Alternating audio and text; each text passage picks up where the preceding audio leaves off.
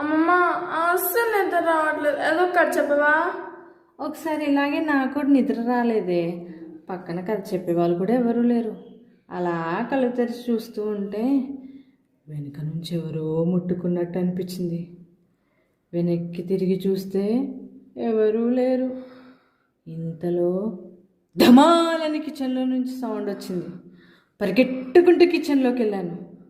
చీకటిలో ఒక దయ్యం కిచెన్లో మూత పెట్టి ఉన్న చికెన్ తింటా ఉంది. అసలే మీ అమ్మకి చికెన్ అంటే ఇష్టం. ఇంకెక్కువ ఆలోచించుకుంటా వెళ్ళి చీపురు కట్ట తీసుకొచ్చి బడేళ్ళమని వెనుక నుంచి వీపు మీద కొట్టాను. ఆ దయ్యం అమ్మా అని గట్టిగా అరిచింది.